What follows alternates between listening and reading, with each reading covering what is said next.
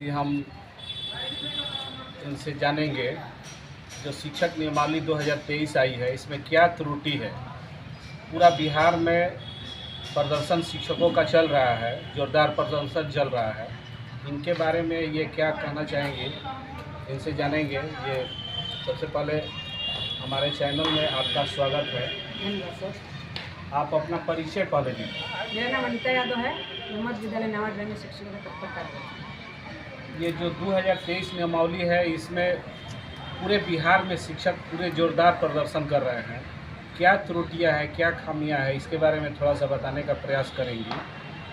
और क्या थोड़ा सा बताइए। देखिए सर, सबसे पहले तो जो नियमावली सरकार लाई है, ये जो पूर्व से कार्यरत शिक्षक हैं उनके साथ बहुत बड़ा अन्याय है। जो लोग 10 साल 12 साल 15 साल सेवा दे चुके हैं, उनके लिए इस नियमावली में कोई प्रावधान नहीं है कि अगर वो बीपीएससी की परीक्षा देते हैं तो उनकी सेवा को लगातार रखा जाएगा या त्रुटि माना जाएगा। इसके साथ साथ बीपीएससी की परीक्षा देना और उसके माध्यम से लेना बड़ी बात नहीं है। उसके बाद भी जो शिक्षक चयनित होकर आएंगे, उनका क्या ग्रेड होगा, उनका स्थानांतरण का क्या व्यवस्था होगा, उनकी सेवा सब क्या होगी, ये भी स्पष्ट नहीं है। और इस स्पष्टता के दौर में अगर हम बीपीएससी की परीक्षा दे करके सिलेक्ट होकर आते भी हैं, तो फिर भी हमारी स्थिति वही रह जाती है जो पूर्व से। साथ ही जो पूर्व के शिक्षक चाहे जिस भी नियमावली के तहत ये अलग अलग ग्रेड में बहाल हुए हैं, तो आखिर ये भी तो सरकार की ही नियमावली के तहत ना बहाल हुए हैं। तो जब सरकार की नियमावली के तहत बहाल हुए हैं, तो फिर आप उनको राजकर्मी का दर्जा क्यों नहीं दे सकते? सरकार तो कह रही है कि हम राजकर्मी का दर्जा दे रहे हैं, लेकिन एग्ज़ाम दीजिए। एग्ज़ाम हम कह रहे हैं कि एग्ज़ाम कितनी बार लीजिएगा। आपने पहले सभी लोग कोई दक्षता दिया है, कोई पीटी दिया है, सब तरह से परीक्षा दे करके ही लोग इसमें आए हैं। फिर एक बार एग्ज़ाम लादना कहाँ तक सही है। दूसरी बात है, बीपीएससी से अगर कुछ लोग कह रहे हैं कि बीपीएससी से पूर्व से भी शिक्षकों की बहाली होती रही है, तो उसका भी कोई क्राइटेरिया निश्चित है। अगर आप हमको बीपीएससी का शिक्षक मानने के लिए, राज्यकर्मी मानने के लिए एग्ज़ाम लेते हैं, तो मेरी सेवा बरकरार होनी चाहिए। अगर मेरी सेवा 15 साल की हो गई है और मैं बीपीएससी की परीक्षा देती हूँ और उत्तीर्ण होती हूँ, तो मेरी सेवा 15 साल मानी जानी चाहिए राज्यकर्मी दर्जे के साथ साथ। और अगर नहीं मानी जाती है, उस स्थिति में अगर मैं बीपीएससी को कंप्लीट भी करती हूँ और मेरी सेवा आज के दिन से गिनी जाती है, तो फिर मेरी 15 साल और 20 साल की सेवा का क्या मायने रखता है। इसलिए हम इस सेवा का विरोध करते हैं, क्योंकि इसमें स्थानांतरण से लेके वेतनमान तक का कोई स्पष्ट, जो हम लोग समझ रहे हैं जितना अभी तक, कोई स्पष्ट हम लोग को दिखाई नहीं पड़ता है, जो सरासर गलत है। खास करके वैसे शिक्षक शिक्षिकाओं महिलाओं के लिए इतना गलत निर्णय है सरकार का कि उनके लिए कोई प्रावधान ही नहीं है। एक बड़ी संख्या में महिलाएं शिक्षिका के रूप में कार्यरत हैं और उनके लिए छलावा है एक प्रकार का। इसीलिए हम सभी इस नियमावली का विरोध कर रहे हैं और सरकार को इस पर गंभीरता से विचार करना चाहिए कि क्या आप 10 साल 12 साल 15 साल यहाँ तक कि 25 साल तक की जो लोग अभी अपनी शिक्षा सेवा दिए हुए, शिक्षा का दान किए हुए हैं, उनके साथ आप कितना न्याय कर रहे हैं। इसीलिए हम सभी शिक्षक इस नई शिक्षा नीति, नई शिक्षा नियमावली 2023 का विरोध कर रहे हैं। ये विरोध कब तक चलेगा? जब तक सरकार इस पर विचार नहीं करती है कि इसको बदलने की ज़रूरत है। अगर अच्छे से सरकार इस पर विचार करेगी तो खुद सोचेगी इसको बदलने की ज़रूरत है। अगर नहीं बदलती है तो इतनी बड़ी संख्या में शिक्षकों के साथ जो धोखा हो रहा है, इसका अंतिम समय तक हम विरोध करेंगे। तो ये थी हमारे साथ अनिता यादव जी, मध्य विद्यालय। अभी हमारे साथ शिक्षक साथी मौजूद हैं लोग। इन लोगों से हम जानेंगे कि जो 2023 नियमावली आई है, नई नियमावली शिक्षक, इसमें क्या त्रुटियां हैं। इसको लेकर पूरे बिहार में प्रदर्शन चल रहा है शिक्षकों का। ये क्यों प्रदर्शन चल रहा है और किस तरीके से चल रहा है और क्या त्रुटि है, इससे हम जानेंगे। सबसे पहले हमारे चैनल में आपको स्वागत है।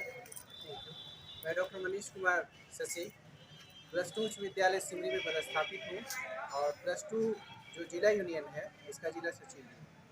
मैं ये बताना चाहूँगा कि कोई भी जब नियमावली का निर्माण होता है तो निश्चित रूप से शिक्षक संगठन और बाकी से एक डिस्कशन होता है और डिस्कशन के बाद उस नियमावली को अमली जामा पहनाया जाता है। बट इस नियमावली में जो 2023 अध्यापक शिक्षक नियमावली बन करके आई है, इस तरह के बहुत सारी खामियां हैं। दूसरी जो सबसे बड़ी खामी है वही जानना चाह रहे हैं। दूसरी जो सबसे बड़ी खामी है वो इसमें ये है कि जो शिक्षक इस में एग्ज़ाम देंगे और विद्यालय में पदस्थापित वो भी फेल होने के बावजूद उस विद्यालय में रहेंगे, और जो शिक्षक ऑलरेडी एग्ज़ाम को क्रैक करेंगे वो भी बिहार सरकार के विद्यालय में ही रहेंगे। तो जो गुणवत्ता की बात हो रही है, ये किस प्रकार की गुणवत्ता है? और बहुत सारे जो हमारे एमएलए और एमपी हैं वो इस नियम के खिलाफ है, शिक्षक लोग भी इस नियम के खिलाफ है, क्योंकि ये तर्क संगत नहीं है कि आज जो पदस्थापित शिक्षक होंगे उन्हें 50,000 मिलेगा और जो 15 साल से काम कर रहे हैं उन्हें 30,000 रुपये मिलेगा। तो ये तर्क संगत नहीं है।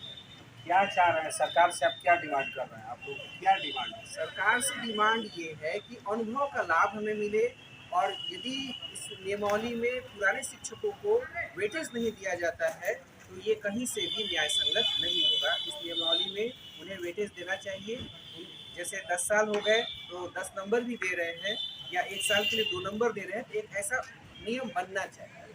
सरकार तो कह रही है कि ये आप राज्यकर्मी का दर्जा लेना चाहते हैं, तो राज्यकर्मी का दर्जा लेना है ना? बिल्कुल बिल्कुल, सारे शिक्षक कैसे राज्यकर्मी के दर्जा लेने के लिए तैयार हैं, और सरकार को चाहिए कि जो उनके पिछले रिकॉर्ड हैं, यदि 10-15 साल के पिछले रिकॉर्ड देखे जाए तो निश्चित रूप से नियोजित शिक्षक के आने के बाद बिहार पूरे भारत में मैट्रिक और इंटर और अन्य एग्जाम में टॉप कर रहा है। सबसे पहले वो रिजल्ट निकालने में कामयाब हो रहा है। इसके पीछे नियोजित शिक्षक ही हैं, और उनके जो योगदान है उसे कदापि जो सरकार है वो भूल रही है। ये न्याय संगत नहीं है। और यहाँ बगल में शिक्षिका हैं, इनसे भी जानेंगे 2023 जो नियमावली आई है शिक्षा, इसमें क्या त्रुटियाँ हैं। सबसे पहले हमारे चैनल में आपको स्वागत है। नमस्कार, मैं पम्मी राय हाई स्कूल मथुरा में हूँ। ये 2023 नियमावली के बारे में बताना है, क्या त्रुटि? इसमें जैसा कि क्यों सर ने इतना बताया प्रदर्शन? कि त्रुटि है, इतना प्रदर्शन इसलिए हो रहा है कि जो हमारे जो 2023 के नियमावली में आई हुई है, ये बिल्कुल हम शिक्षक के साथ न्याय नहीं हो रहा है। कि नए मान लीजिए जो नई बहाली होगी वो शिक्षक हमसे आर्थिक से भी मजबूत होंगे, और उनकी जो उनको राज्यकर्मी का भी दर्जा दिया जाएगा, और हम सभी को क्या तो हम लोग का सैलरी भी कम होगी, और अभी हम लोग को राज्यकर्मी की भी दर्जा नहीं दिया जा रहा है, ना हम लोग का अभी नियमावली पेश हुई है। इसलिए जो ये चल रही है, हर जगह धरनाएं चल रही क्या है। डिमांड है सरकार से, ये बताइए। सरकार से डिमांड है कि हम सभी जो भी शिक्षक है 5 साल 10 साल 15 साल से कार्यरत है, उसको अपने अनुभव का लाभ मिले, और हम सभी को डिपार्टमेंटल ही एग्ज़ाम जैसे जिस तरीके से लेना चाहे वो आम के साथ न मिले। डिपार्टमेंटल एग्जाम, ये राज्यकर्मी का दर्जा सरकार तो कह रही है कि ले लीजिए, लेना चाह रही है, आप लोग क्यों नहीं लेना चाह रहे? राज्यकर्मी का दर्जा कहाँ लेना चाह रही है? वो कह रही है कि लीजिए। ये कैसा राज्यकर्मी का दर्जा हो रहा है कि जो तेजस्वी जी बोल रहे हैं कि 10 लाख नौकरी देंगे, राज्यकर्मी का दर्जा देंगे, आप देने के लिए तैयार है, तो आप लोग क्या कर रहे हैं, नहीं लेना चाह रहे हैं? 10 लाख की नौकरी कह देना और दे देने में काफ़ी अंतर है।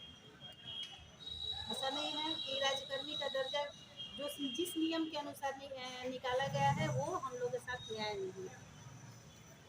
तो सरकार से क्या डिमांड है? सरकार से डिमांड है कि हम लोग जो भी 10 साल 15 साल जो भी है अनुभव का लाभ मिले, जैसे मिले उस बोनस के साथ मिले, कि जैसे मार्क्स एक्स्ट्रा मिले, ताकि एक न्यू जो स्टूडेंट होंगे, एक हम लोग होंगे, तो उसको अंतर क्यों हम लोग 10-15 साल से कार्यरत हैं, किस लिए कार्यरत है, तब तो हम लोग नए बहाली में ही जाने में भलाई है। तो अगर नए बहाली में जाते हैं तो बहुत का कम नौकरी बच पाई है, एज फैक्टर आएगा, बहुत सारी है। तो इसलिए हम लोग को जो शिक्षक है 10 साल 15 साल आ रहे हैं उसकी अलग से बोनस मिले। तो ये थी हमारे साथ अम्मी जी, कर्मित उच्च विद्यालय महिला के, बहुत बहुत धन्यवाद इनको। यहाँ शिक्षिका लोग हैं, इनसे भी थोड़ा जानेंगे। सबसे पहले अपना परिचय दीजिए मैडम। मैं पूनम सिंह +2 उच्च विद्यालय से।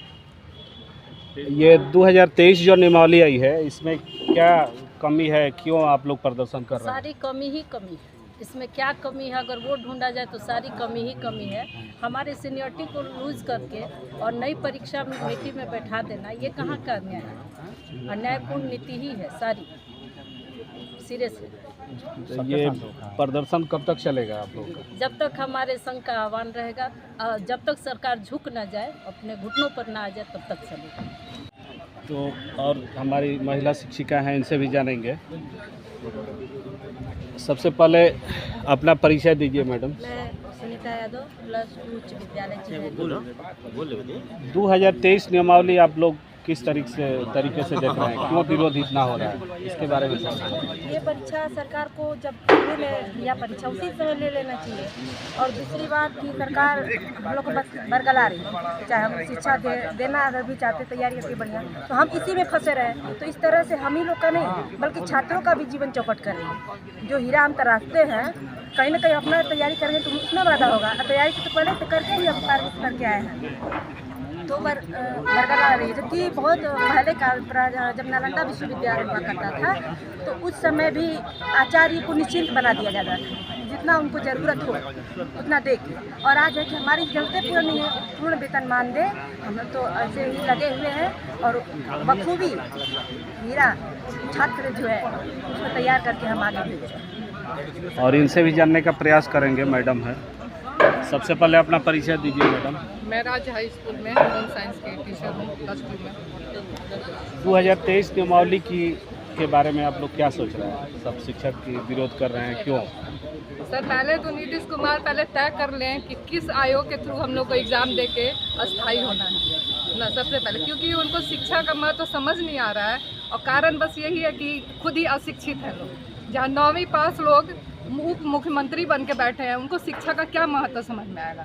और इतिहास गवाह है कि जब जब शिक्षकों का अत्याचार हुआ है, तो वो व्यक्ति बच नहीं पाया। जैसे चाणक्य का अत्याचार धनानंद ने किया था, तो धनानंद का भी नाश हो गया। और इसलिए नीतीश कुमार सतर्क हो जाए कि शिक्षकों की आह लगना सही नहीं है इनके लिए।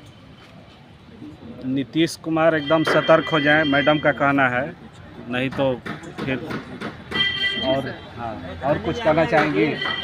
सर, ये पहले तय कर ले कि ऐसा ना हो कि आगे जाके 2-4 साल बादों के बाद वो फिजिकल फिटनेस पे हम लोग का एग्ज़ाम लेने लगे, कि फिजिकल फिटनेस दौड़ और कूद देखने लगे हम लोग का। इसलिए सबसे पहले वो एक ही बार में तय कर ले कि उनको चाहिए क्या हम लोगों से। सरकार तय नहीं कर पा रही है कि हमको क्या, उनको रह के उनके दौरे पड़ रहे हैं। हाँ, और हमेशा उनकी नीति बदलती रह रही है। आखिर हम लोग से वो चाहते क्या? किस तरह के टीचर उनको चाहिए? अशिक्षित चाहिए क्या उनको? 9वीं फेल से पढ़ाना चाहते हैं वो हम लोग को। तो ये थे धरना में ये बैठे हुए कौलदा पोखरा। थैंक यू, धन्यवाद।